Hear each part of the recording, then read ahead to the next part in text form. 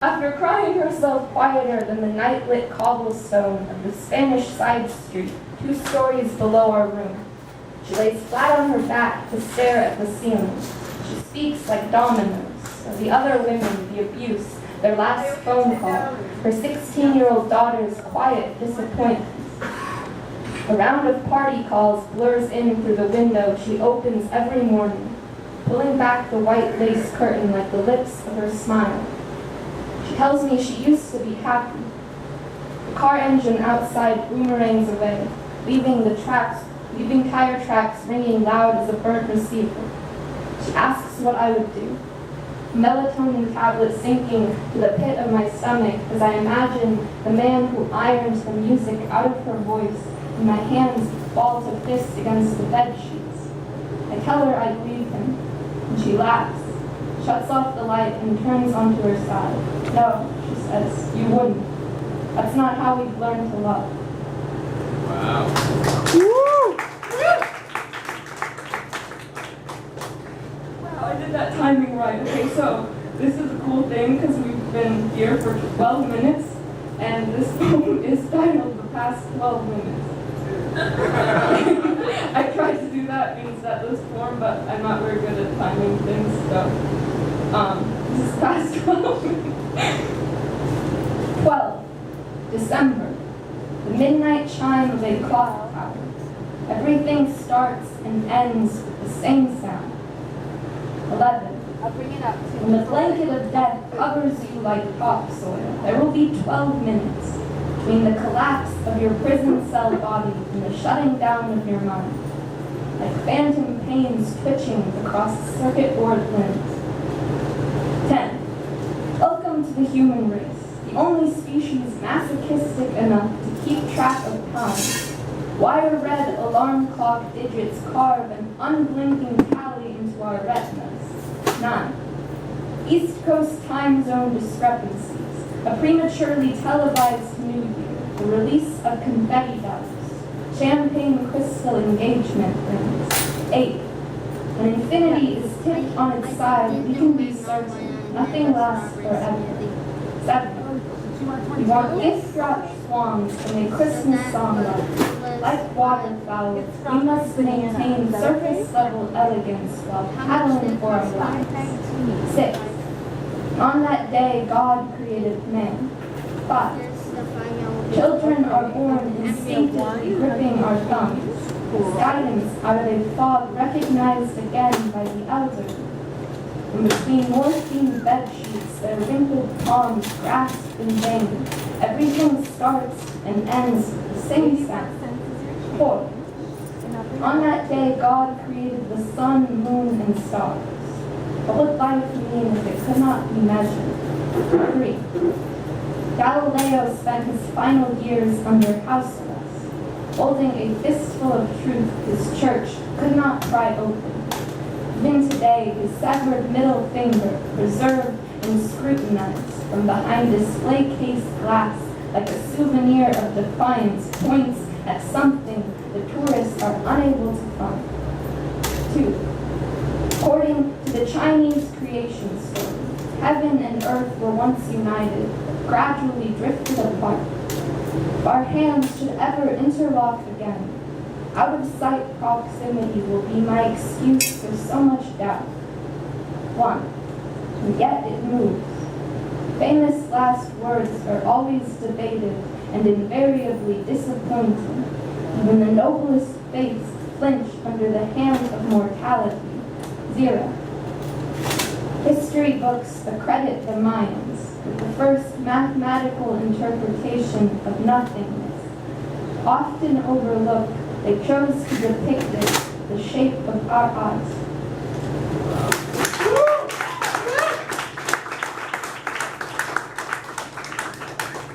Now my phone is dead, so I don't. Okay, there's time. Now I know how long I have to talk. Okay, so I'm gonna do. Oh, I should probably talk. I have books for sale, and they're each $5, as you mentioned, and Only $5? but what you're buying is this awesome solvable maze on the background cover. So that's why. And then I also have 3 of these smaller books that are just one poem, and they're all handwritten. That's why there's not that many left, because it takes a long time. Okay. Okay. Just kidding. There are 3 that are sold. So now I'm going to do a couple of persona poems, and this first one is in the pink book, and it is called A Letter to the Titanic from the Iceberg. In the Atlantic Ocean, hypothermic salt water tastes like blood. How was I to know which I was choking on that night, when you appeared like a medallion glinting against a mirror of waves? At the time, the snow compacted against my body was over 10,000 years old, while the ice sculpture of my skin had only been drifting for 2. I was at once an antique and a toddler, and instantly began melting. Tell me it's impossible, that icebergs don't have hearts, but only 10% of me is visible above water. Who's to say what else might be drowned? So I held my breath and looked up, for the corpses of stars were igniting from the inside out, burning the edges of the sky for a second chance. Their silent combustions pinned to the felt of twilight, lined up to whisper, would be worth it all just to hold you once. Steam rolled up from my blushing face, like a bashful confession to the violin strings, pulling on your ship deck while you danced like your blood would never run cold. You were supposed to be unsinkable. Instead, I made you immortal. In the Atlantic Ocean, love dissolves, writing its legacy onto a surface destined to erase with the changing tide. No one remembers the ships that float.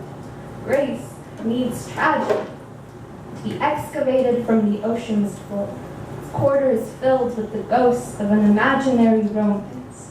You were a crystal chandelier, refusing to admit your very existence as a flirtation with your fall, only wanted to catch you. For my longing was swept away in a lifeboat, carrying huddled survivors from the wrath of my passion, I anchored us to the marble banisters of fame, outlined our fingerprints in tarnished gold and rust.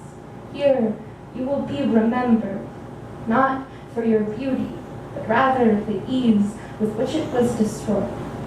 Wow.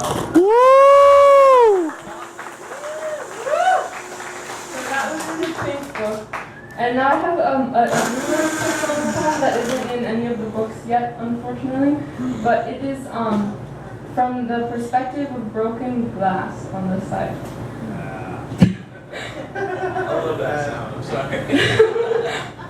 It took an oven heated to 4,000 degrees to form us from a handful of sand.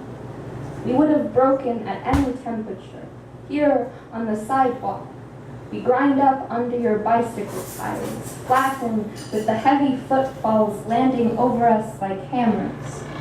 You don't always look at us, at least not the way you did when we were your mirrors, held to eye level like picture frames of vanity, or the tight-lipped bottles you worshipped from bar stools and only kissed when the music was loud. We once stood as 12-foot-tall stained depictions of Mother Mary, climbing up the sides of your triangle churches. You entered in gowns full as the bottoms of wedding bells.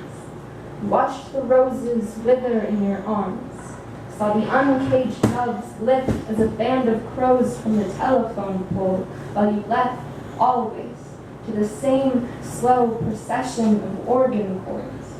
You could only cry when it rained. And though we begged the sun to crack us along our spines, she kept rising through our chests instead, spilling color across the empty pews. You are accustomed to choking on dust. It is easy to forget that the light can illuminate anything else but listen. You were the rolled-down car windows on those feverish summer nights when you shouted song lyrics through us, loud enough to shake the mailboxes, lining the streets of your suburban hometown. The spectacles you slid onto your nose in second grade, the first time you could see the veins of a maple leaf. The dome of every snow globe you shook till your eyes sparkled like childhood. We have to believe the most fragile things are not only precious to us because they break and can be put back together. We are not waiting for anyone to fix this. Maybe all we will ever see are the undersides of skateboards, red bricks crumbling in an alleyway. Some of us have already forgotten what shapes we once held. For we were anything you showed us how to be, but now when the city blinks itself off and the streets clear like lenses, we can look at the stars without struggling to see ourselves in them. Woo!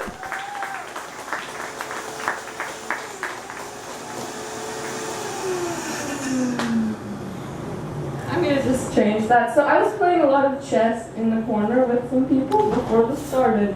So it reminded me that I could do this poem now, which is about chess. And it is called A Chess Player's Guide to Defeating Yourself. Step 1. Begin each day by playing against an iMac, set to expert difficulty. Nod in fake pensiveness as a sterile robot tone says, Rook to e4. Pretend to understand what that even means. Put up a fight, despite knowing you will lose. Briefly ponder whether this silly desktop game is a metaphor for your entire life before quickly closing the window mid-loss. Step 2. Try once again to convince yourself your prayers are something other than pawns. Inflate their significance until you genuinely believe they move forward 2 squares at a time from urgency. Not just the desire to leave you as fast as they can. Step 3. Allow your heartbreaks to disguise themselves as queens, tyrants threatening to shatter the entire black and white tiled board. Let them consume you and attack from all directions. Step 4. Send out slanted smiles at bishop angles, for a lover you know will push them open with his tongue, only to better whisper in farewells, the language in which you must become fluent. Step 5. When the old man who taught you to play chess receives diagnosis of a terminal lung disease, do not consider this checkmate. Take his hand. Count the reflex squeezes. Imagine them as Morse code. Notice how his breaths become carved out, deliberate and irregular, like the L-shaped paths of the Nites you remember calling horses. Kid yourself to believing any one of us is a worthy opponent for the militias of time. Step 6. Spend afternoons around his deathbed. Watch every last heave of his chest, one after another, surrender to the fall of a king.